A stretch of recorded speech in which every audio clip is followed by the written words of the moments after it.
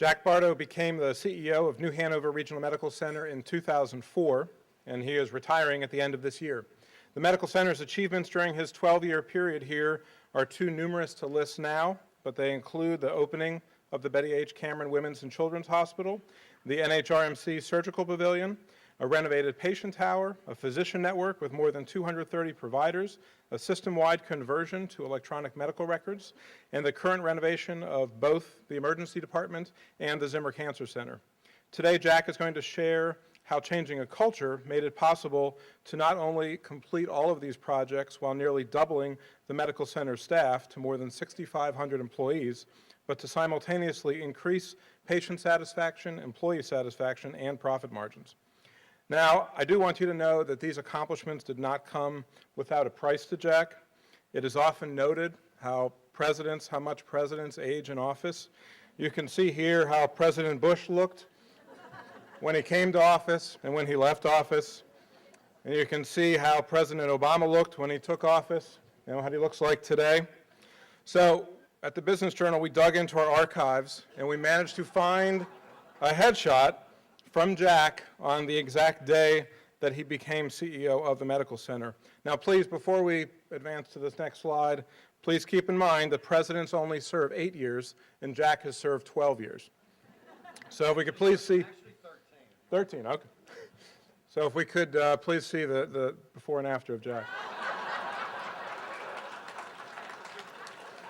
So the most concerning thing to me about this slide is how much that before photo looks like the incoming CEO, John Gizdick. So I just want to make sure John knows, if we're all together here in 12 or 13 years and you look like that after photo, we warned you. So please join me in welcoming Jack. Thanks, Rob. Good morning. That was good. I got to be the dumbest person in Wilmington because that's the 4th time I've had to follow Beth Quinn in speaking, so I'm not real smart. Keynote speaker, huh, big time? I never got that up. I was never the keynote speaker. You're a lot smarter than you look, Rob, because I thought, all of a sudden, you're already buttering up the new CEO. And just for the record, I already hear John is committed from now on that since, we're going to be the new parking sponsor. Since parking's so important for us at the hospital, we're going to sponsor your parking here. That was actually really good, just for the record. So, we started, when I got there 13 years ago, I started just literally 13 years ago next month. And when I got there, I was walking around and I was part of the organization, and it was a really good hospital. But I didn't like the culture. I didn't like the feel. And we've heard it from a couple of people already today. We tended to look at the patients through our own eyes, what we did through our own eyes, and how it impacted us. We weren't looking at it as though we were from our patient's perspective and understanding what the decisions we made, how we behaved, how we reacted affected them. And we don't come to work for us every day. We come to work because people put their faith and trust in us as an organization to hopefully cure them, but even when we can't, to heal them. And that's an important thing. You have to start looking at things differently, and we knew we had to start to change something. And we started there that our patients were our singular focus. It's expanded out now to make it a better place for us to work, our patients and families to get care, because families are so important, and for our doctors to practice. But it was that first must-have, looking at things on our patients first. So we started saying we need some must-haves. We need a New Hanover way. We need those tight things. You see it at Disney World. It doesn't matter what day you go. The experience is the same. There's a Disney way. We needed to put some discipline into a New Hanover way for us. So we started with some must-haves. AIDED, I'll talk about that in a minute. Hourly rounding, rounding on our staffs, whiteboards in the rooms, walking people to their destination, not pointing to them, saying hello and greeting people in the hallways. But the first thing we asked people to do was AIDED. AIDED, acknowledge. Good morning, how are you? I'm Jack. I'm here to be your nurse today. I will be with you for about 20 minutes. This is what I'm going to do today while I'm in the room with you. And it's great to work with you today. Trying to get 4,000 people to do that on every encounter sounds simple, but it's really very hard. But we had to put a discipline, we had to watch, we had to monitor, we had to change behaviors. And when we walked out First day we went out, we're out rounding, and one of the nurses who's still there actually, she looked at me and says, I'm not going to be able to do my job if I have to do this aided thing. It's the stupidest thing I've ever heard in my life. I'm not going to have time. So I said, really? And she goes, yeah. I said, well, let me help you. Let me coach you on this a little bit. Do you wash your hands when you go into the patient's room? Absolutely. It's a safety issue. I said, okay, walk in, look at the patient, and say, remember, I'm Jack. I'm going to be your nurse while I wash your hands. While I'm washing my hands, I want to tell you what I'm going to do with you. I'm in here today, and thanks. And she goes, oh, okay. So I saw her a couple days later. I said, how are you doing with that? She goes, oh, it's easy. This thing's easy. She had to be coached just to figure out, to change the behavior. Today, it's how we do business. It's how we've grown. People are leaving our organization telling folks how friendly we are, and we're growing business. Over the 13 years, we've grown dramatically. We've moved 10% market share in our secondary market. 94% of the people who live in New Hanover County, who go to a hospital in the state of North Carolina, come to New Hanover Regional Medical Center. So when people tell you they're leaving us to go elsewhere, we don't do 3% of the work because it's out of it, and then there's 3% people leave on. I'm spending time on the secondary market, and that's where people are coming to Wilmington and spending money. That was huge for us. The second thing that was huge for us was realizing that we had to hire the right people to come in there. We have 35,000 applications a year for 700 jobs at New Hanover Regional Medical Center. They come from around the country. But we have people who have shortages. We have job shortages in nursing, different technologies, and it used to be back in 03, 04 in some of your business. If you had the technical degree, we would look over some of those behavioral flaws that you had, the nastiness figure. We had to stop that instantaneously. So we changed how we hired people.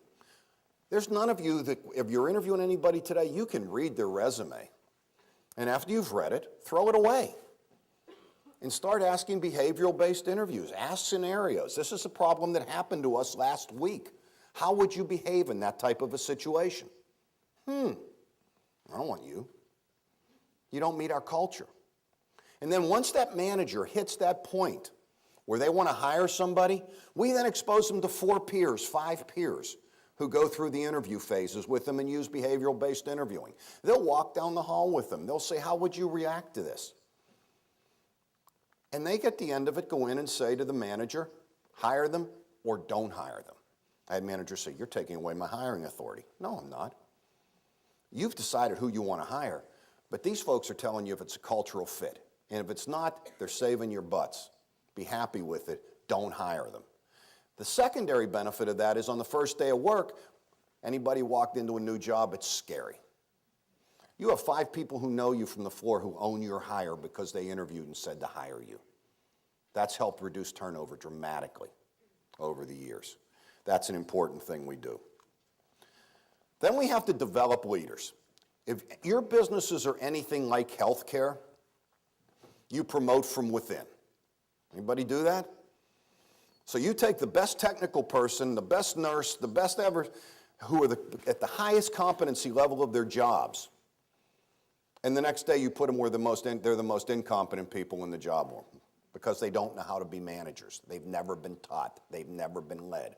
You know, it used to be back when I got into the business, my mother would look at me and say, you know, people, they're born leaders. Nobody's a born leader. You have to learn how to be a leader. I was a CEO of a hospital at 30 years old. I was the most incompetent human being that I knew. I was unconsciously incompetent. I didn't have a clue, but boy, could I fake it, okay? And I got through it with my winning personality. You got those things working. But when you got through it and you looked at it, you got to behave. So we've now had 40 leadership development institutes, 2 full-day sessions where we teach people and talk about the behaviors that we want to change within our organization. We've committed 40 of those. There's over 310 to 20 people who come to those sessions. And we've trained leaders on how to be better. We've started a leadership development institute where we take 12 to 15 of our youngest executives, you know, people up and comers, and we put them through a year-long program. We've had 3 cohorts where we've put physician leaders through programs who can support us. If you're not going to invest in leadership development and you keep getting the same results with your managers, there's a reason for that. We started team building amongst ourselves. You see us with all these beautiful pumpkins there, or watermelons there. And the reason for those watermelons there is the executive team, we work out every Wednesday together at 12 o'clock. We go through some very intense workouts. We support each other, but on the flip side, it's a great team building session. And what we've developed out of that, we've seen each other at our worst, but we've developed an enormous trust that's carried in the workforce, and the staff sees that. Don't underestimate trust. We've changed our management styles. We don't tell people what to do. We coach them in doing what we need to have happen to get the culture correct in the organization. We're coaches. Okay, when we go through these things, we're not trying to change who people are. We're trying to coach them to do the types of things, and you work through that. You don't manage. Sometimes you have to, but you got to know the difference on where you push and you pull on that. Here you see a picture of Pete Whitley, who's the manager of our med-surg unit, our second floor. They get a lot of young nurses right out of school because it's a med-surg unit, it's more basic, and tend to go in. But we do this in every department in our hospital every day, sometimes 2 and 3 times a day, where we go to these boards and we look at what our day is going to be like. We talk about the challenges we have for the day. We talk about barriers for success. We talk about who's got tough things going on with their patient load, who needs somebody to reach down to X-ray to get this test done earlier than what it was. And they look at the day, and then they ask the staff, are you red, green, or yellow? Green, I got a good patient flow today, things are going well, we're doing good. Yellow means I'm okay, but I can't help anybody else. Green means I could help, and red means I'm struggling, I got some bad mixes, I got some sick patients today, can somebody give me some support? We don't hear anymore that we're understaffed at the hospital. We don't hear the same things. You know why? Because we've allowed the people who are doing the work to tell us how their days are, and we've provided the help that goes with that. That's coaching, that's trust, that's dialogue that comes out of it. That's a change. It's taken me many, many years to be successful at that. You got to apply your standards consistently. You see these 2 ladies here. They're both named Brandy. They job share in our neonatal intensive care unit. We have 45 babies pretty much every day in our neonatal intensive care unit, ranging from 26 weeks to full term. But many of those full-term babies are our opiate-addicted babies and a variety of other things, and it's a sickness that you've never seen. This is a big unit. Well, they're involved with a cohort called the Vermont-Oxford Network, which is about 300 hospitals. But the one group, and these are the big names of hospitals in the country, and John and I and others have gone up there to support them. But they got in a cohort with 14 other hospitals. You would know the names of every one of those. We are probably nationally the least prestigious. And to eliminate central line infections in the neonatal intensive care unit. We went 956 days without a central line infection. The next one to us, one hospital got over 200 days, nobody else got over 100. So something we were doing was different. We were very proud of it. John always tells this story that, we filled up a kindergarten class, Tim, and on the flip side, we've saved the hospital $3.5 million by not having to do rework and things along that nature. We're very, very proud of it. So we're walking out. I told this story at one of my employee forums. I walked out and the 2 Brandies meet me in the hallway and their heads are down and they looked at me and said, we can no longer use that example because we had a central line infection yesterday. How do I react to this? I looked at them and said, stop. You should be very proud of what you've done compared to everybody else. I want you to go home tonight. I want you to buy a bottle of wine, go sit on the back porch, think about all the good you've done with this, drink the wine, come back tomorrow because you've got 150 staff members that you're going to have to work with and find out how this happened, fix it, not who did it. They've told this story in the hospital, at LDIs, Hawaii, Europe, it's been around the country. The trust factor that's evolved from that amongst the organization is absolutely huge because they know we have the back. It's not about who did it. It's about how do we keep it from happening again and how do we change it. And then people are more willing to bring mistakes up, talk about them, and do types of things along that. Layoffs are not on the table at New Hanover Regional Medical Center. They are not a management technique. They are a management failure. If you can't anticipate your turnover and manage layoffs through attrition based on your business cycle, you're not paying attention. It's a simple, easy thing to do in laying people off, but you don't understand the impact it has on people's lives. And on the flip side, you don't understand how it destroys the culture of the organization. You can take 5 steps back forward financially, but you're taking 50 steps back from a cultural perspective. And how do you ask people to look at use lean processes to eliminate efficiency if they're worrying about their jobs? You can't. Don't put that in your process. We then went through at one point and we identified every employee in our hospital as a high, middle, and low performer. If you were high, we had to sit down with every employee. If you're a high performer, it's you are phenomenal. What can I do to help you? The answer is, I'm great. If I need anything, I'll call you. Thanks. And you hug and you leave. The second one is with the middle performers who could go either way. This is what I want you to do. You're great. We love you. We don't want you to leave. Come on up. Then the low performers.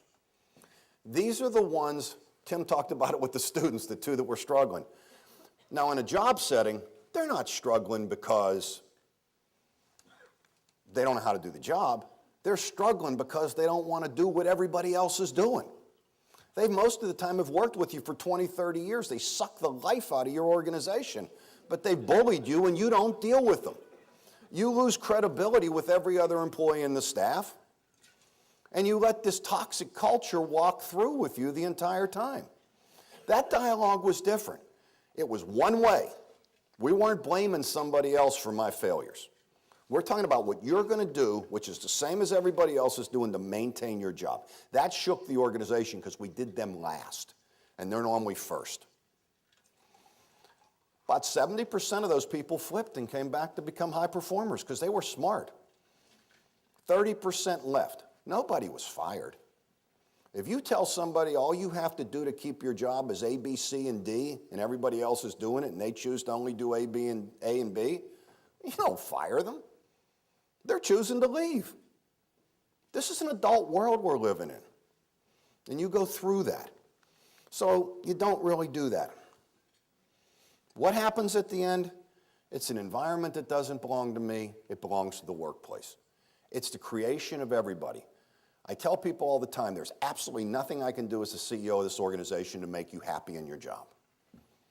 You decide if you're going to be happy in your job. You don't see that. My job as a leader, John's job as a leader, your job as leaders, managers, is to make it easier for them to do their job, to remove the barriers, to remove the we, they, so that they can excel because they're smarter at it than I am, and they know how to do their work. We create the environment. We create the culture. And when you create the culture, you make a difference. A couple of things. When I got there in 2003, the employee satisfaction was at the 22nd percentile. Actually, with the thing we just did this summer, we're up at the 79th percentile. 2-year turnover margin. When I got here, we're now watching, when I got here, the overall turnover rate in the hospital total was 25%. It's down to 11. But now we're starting to watch, we're narrowing it down to the first 2 years, making sure, because we've done stuff for how you orient, how you bring people on, how you do it. And we've taken that from 28% to 14%, and actually it's down to about 13% right now. That's huge when you look at the overall turnover rate. And we didn't put our patient satisfaction up, but when we started, we were in the single digits. We just ended last year on the question, would you recommend? Every business once recommending. Word of mouth is where you get it. We're now in the 93rd percentile in the country, top decile.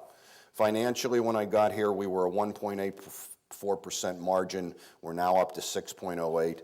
That's top decile in the country performance. And for a community hospital or county public hospital, we're probably number 1 in the country or number 2 in the country on that. We've moved from 4,000 employees to 6,600 employees. Imagine if we walked in and looked at the mayor or the head of the county commissioner, Mr. Barfield is here today, Mr. Zappel is here, said, we're going to bring you 2,600 jobs. It's guaranteed if we don't get it done. And there's Beth Dawson was on the board. If we didn't do that out of the process, imagine if we did that. We'll write a check to you guys. You'd open up the thing. 2,600 jobs. Thank God we got our parking lot approved the other night. That's all I got to say. Thank you all very much.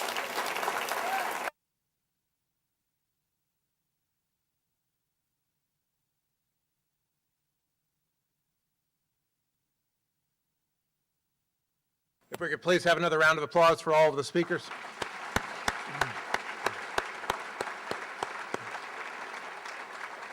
Thank you, everyone, for coming. We hope you have a great holiday season, and we'll see you next year.